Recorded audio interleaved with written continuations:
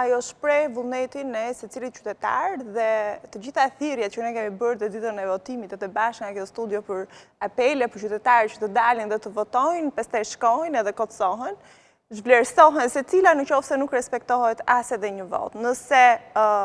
manipulimet apo shtrembërimet e rezultatit janë të verifikueshme. I gjithë procesi merr një lloj vule dhe hije dyshimi. Në fakt është për të ardhur keq që sot 35 vite pas vendosjes së pluralizmit në Shqipëri ende nuk jemi në gjendje që të bëjmë një palë zgjedhje dhe të kemi besim në institucione, të kemi besim në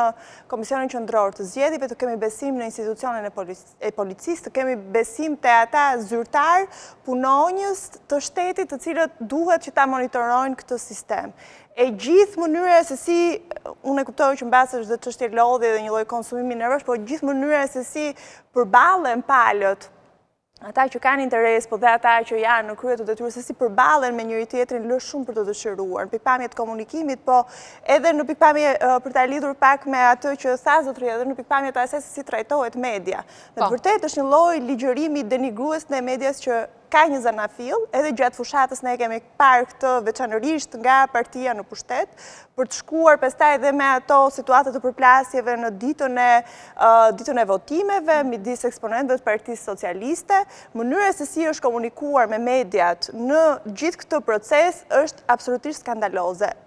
Dhe unë nuk e di se në çfarë vendi jetojnë këta njerëz që nuk e pranojnë që nuk ka asnjëherë një pyetje të keqe nga kushdo që të vijë,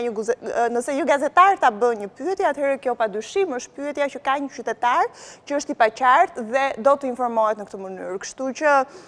të gjithë duhet që të rimbledhin energjitë, të mendojnë pak më mirë përpara se të drejtohen në atë mënyrë të komunikojnë në atë mënyrë me përfaqësuesit e medias, të cilët duhet thënë po bëjnë një detyrë të shkëlqyer duke qëndruar çdo moment atje dhe duke pasur edhe një lloj vule sigurie, sepse ne e dimë që nëse s'ka një lloj autoriteti, një sy të tretë, qoftë media, qoftë një ambasador i huaj ndonjëherë, është dukur sikur na ka bërë punë, në historikun tonë e kujtojmë dikur ju desh Arvizus për shembull, ambasadorit të Amerikës të shkonte që të konkludojë një proces numërimi, domethënë ende nuk kemi maturuar që të kemi procese që ndodhen në mënyrë të pavarur dhe në mënyrë të rregullt.